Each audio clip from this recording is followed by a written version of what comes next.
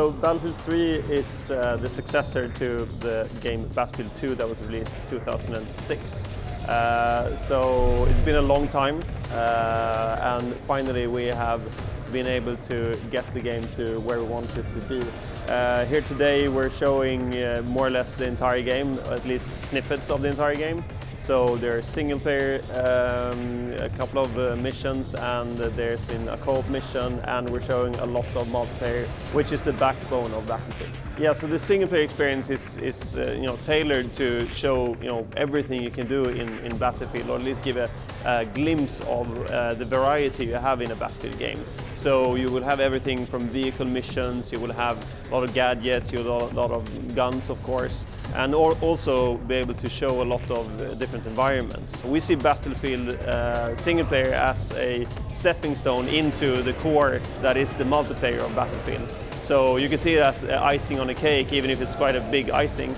It is an important part of the experience, but if you look at how many hours you would spend on it, you can't even imagine to compare it with how many hours you will spend in multiplayer.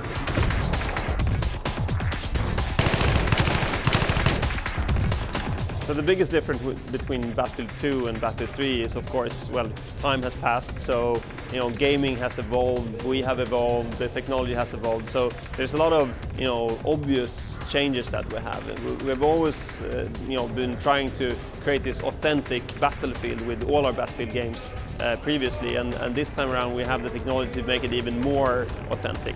So there's no difference in our goal when it comes to the core of the game. Then of course we're adding components like single player, we're adding components like co-op, and now battle log, which is also the social wrapper around the whole product. So there's a lot of bits and pieces that you could argue is the same when it comes to the core of the Battlefield experience, but you can see this as a bigger and more modern product when it comes to how we see Battlefield in the future. We have a new unlock system that is much deeper than we've ever had before. So you can actually unlock different scopes that actually fits to many different weapons. So you have a rail system on the weapons where you can attach different gadgets.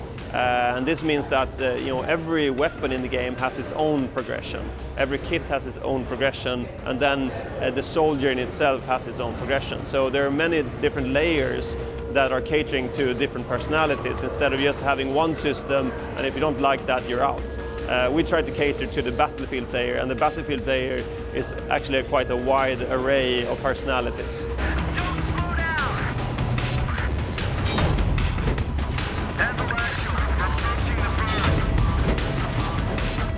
So vehicles has been getting an overhaul on adding more stuff to that experience. So not only can we have a sprint button for vehicles where you can have afterburners for the jets, you can do a burst for acceleration for the tanks, you have smoke, you have different accessories that can unlock for the vehicles. You can decide yourself what type of weapons you equip the jet with, and all of this is to cater for a more in-depth experience. We also have vehicle disabling, which is a completely new feature. Instead of the tank just going from health state where it's completely like normal and then explode, we actually go to a health state that is disabled mode, which makes the vehicle disabled. So you can still use the turret, you can still use the tank, but you can't move it in the same manner that you could before. And this adds a new layer of strategy to the vehicles, because you can either choose to bail out, or you can defend yourself and try to get out of the situation. The problem is, if you bail out, you have a vehicle that you can easily repair it and then steal from the enemy. So the strategy is then how do you use this situation to your advantage, rather than just bail out and run.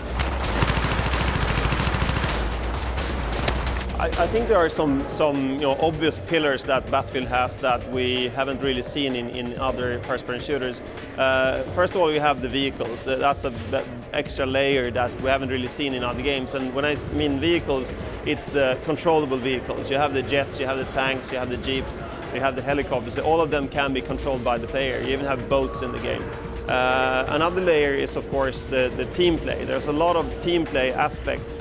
How you squad up, how you get points for supportive actions. You know, you could probably end up #1 in the scoreboard, but without firing a single bullet, and that's nothing you see in many first-person shooters. So there's a lot of supportive actions and team play actions that actually gives you points. And then of course we have the destruction, which is the tactical part of the game. It's both the small stuff and the bigger stuff that you can actually dynamically alter the environment around you. And those three things you don't really see in other shooters. There's one really cool thing in Battlefield 3's single player that we haven't really talked that much about, and that is the cutscenes that we have. It's the whole, the thing that strings the story together, which is we're using a technology that you haven't really seen before in any other game. It's called Face Forward. It's a 4D scanning technique where you scan ahead 60 times per second. Which means that you have a very realistic rendition of facial expressions. We're using real actors to get the story to come through in a very good way. One thing that is very, very important is the longevity that we're putting into the game after we launched it.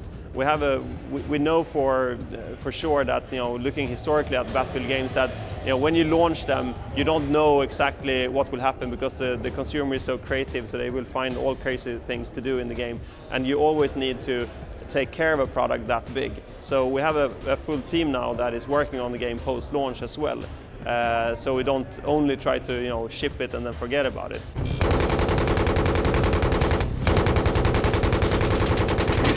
There's always, freak things that can happen in games like this, because, it's a sandbox. You have systems that you throw in there, and they're supposed to work in a specific way. But then all of a sudden, it turns into an exploit, or it turns into a really, really cool feature. So it's a debug or it's a feature that happens to it quite a lot, because for instance, you're able to shoot a jet pilot through the glass or the canopy of the jet with a sniper rifle.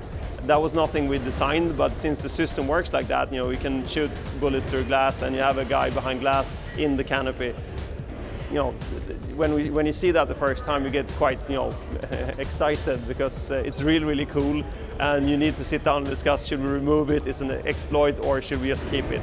And of course, in this case, we kept it. So there are always things that can go wrong when you have complicated systems like this, but there's always cool things that can go very, very right as well. Battlefield 3 is going to be released on the 25th of October on PC, X360 and PS3.